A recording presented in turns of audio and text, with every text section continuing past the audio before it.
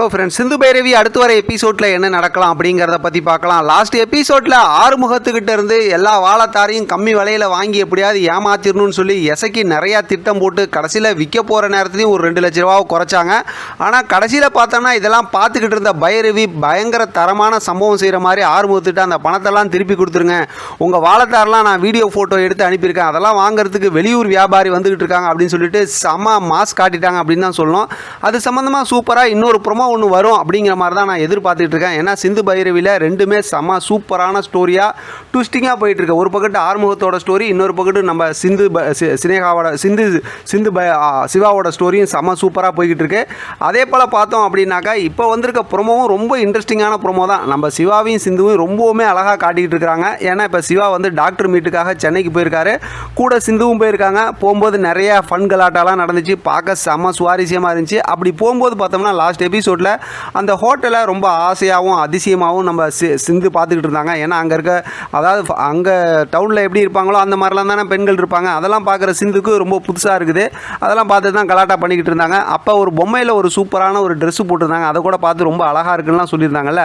அதை தான் இன்றைக்கான ப்ரோமோவில் மென்ஷன் பண்ணி காட்டியிருக்காங்க. இப்போ டாக்டருக்கான மீட்டிங் நடக்கும்போது பார்த்தோம்னா சிந்துவும் ரெடி ஆகிட்டு இருக்காங்க. அப்போ தான் சிவா சொல்கிறாரு, நான் உன்னை எங்கேயும் கூட்டிகிட்டு போகிறேன்னு சொல்லையே, நீ எங்கே ரெடி ஆகிட்டு இருக்க, நான் போயிட்டு வந்துடுறேன் அப்படிங்கிற மாதிரி சொன்னதுமே இப்போ அப்பயே சிந்துவோட முகம் பார்த்தா கொஞ்சம் அப்படி வாடி போயிடுற மாதிரி தான் இருக்குது. ஆனால் சிவா அந்த மீட்டிங்க்கு போனதுக்கப்புறம் பார்த்தோம்னா அங்கே எல்லாருமே அவங்களோட ஹஸ்பண்ட் ஒய்ஃப் இந்த மாதிரிலாம் பேரில் இருக்கவங்க அப்படி இந்த மாதிரிலாம் வந்திருப்பாங்கன்னு நினைக்கிறேன். அதனால தான் அங்கே வந்திருக்கக்கூடிய ஒரு டாக்டர் வந்து இவங்கள்ட்ட, அதாவது டாக்டரா அல்லது இந்த மீட்டிங் அரேஞ்ச் பண்ணவங்களான்னு தெரில, அவங்க வந்து சிவா கிட்ட கேட்குறாங்க, ஏன் சிவா உங்களோட ஒய்ஃபை நீங்கள் கூட்டிகிட்டு வரலையா அப்படின்னு கேட்குறாங்க. கண்டிப்பாக இதுக்கு பின்னாடி நிறையா கலோபகாரம்லாம் நடந்திருக்கும். ஏன்னா ஸ்னேகா இங்கே வந்திருக்காங்க அப்படின்னாவே சிந்துவை விட்டு வைக்க மாட்டாங்க, சிந்துவை ஏதாவது நோண்டிக்கிட்டு இருப்பாங்க.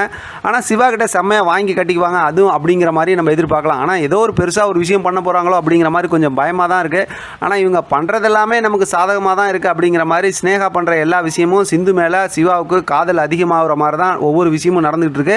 அந்த மாதிரி தான் பார்த்தோம்னா இப்போ ஏதோ ஒரு இடைஞ்சல் பண்ண போகிறாங்க அப்படிங்கிறது நம்மளால் புரிஞ்சிக்க முடியுது. அப்படி தான் பார்த்தோம்னா அசிங்கப்படுத்துறதுக்காக சிந்து வந்து கிராமத்துக்காரங்க, படிக்காதவங்க அப்படி இப்படிங்கிற மாதிரி சொல்கிறாங்க. ஆக்சுவலாக பார்த்தோம்னா கிராமத்தில் இருக்கவங்க நிறைய பேர் ரொம்ப சூப்பராக படித்து பெரிய பெரிய கிராஜுவேட் ஆகி பெரிய பெரிய பொறுப்பில் இருக்காங்க அப்படிங்கிறது இப்போ உள்ள ட்ரெண்டில் இருக்கவங்களுக்கு எல்லாத்துக்குமே தெரியும். அதனால் அந்த மாதிரி ஒரு அரசியல்லாம் நம்ம பேச வேணாம்னு வச்சிங்களேன். அப்படியெல்லாம் தேவையில்லாமல் ஒரு விஷயத்தெல்லாம் சீரியலுக்குள்ளார கொண்டு வரவே தேவையில்லை. சீரியலை பொறுத்த வரைக்கும் எவ்வளோ நல்ல விஷயங்கள் இருக்குது. இந்த மாதிரி தேவையில்லாத கதைலாம் ஒரு சில நேரத்தில் எடுத்து வந்துடுறாங்க. அது கொஞ்சம் இரிட்டேட்டாக தான் இருக்குது. சரி, இப்போ கதைக்கு வருவோம். அடுத்து பார்த்தோம் அப்படின்னா அந்த மாதிரி சொன்ன மாத்திரத்திலே பின்னாடி இருந்து பார்த்தோம்னா டாக்டரே அப்படின்னு ஒரு அழகான குரல் கேட்குது. யாருன்னு பார்த்தா நம்ம சிந்து தான். அப்படியே தேவதை மாதிரி செம்ம அழகாக வராங்க. வந்ததுக்கப்புறம் அந்த பொம்மைக்கு போட்டு இந்த ட்ரெஸ்ஸை போட்டு வந்துட்டாங்க. அங்கே பார்த்தா ஃபன் பண்ணி முடிச்சதுக்கப்புறம், நீ எப்படி இந்த ட்ரெஸ்ஸை போட்டுக்கிட்டேன்னு சிவா கேட்குறாரு. பொம்மைக்கு என் ட்ரெஸ்ஸை போட்டுவிட்டு பொம்மையோட ட்ரெஸ்ஸை நான் போட்டுக்கிட்டேன் அப்படிங்கிற மாதிரி சிந்து சொல்கிறாங்க. அதாவது அந்த குழந்தைத்தனமான அந்த பேச்சு, அந்த சிரிப்பை பார்த்து நம்ம சிவாவும் ரொம்ப சந்தோஷப்படுறாரு. இப்போது செம்ம சூப்பராக இருக்க போது அடுத்து வர எபிசோட் அப்படிங்கிற டவுட் இல்லை.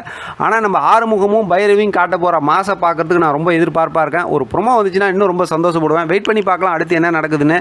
இதை பற்றின உங்களோட கருத்து கமெண்ட் பாக்ஸில் தெரியப்படுத்துங்க. தொடர்ந்து ஆதரவு கொடுங்க. தேங்க்யூ ஃப்ரெண்ட், தேங்க்ஸ் ஃபார் வாட்சிங்.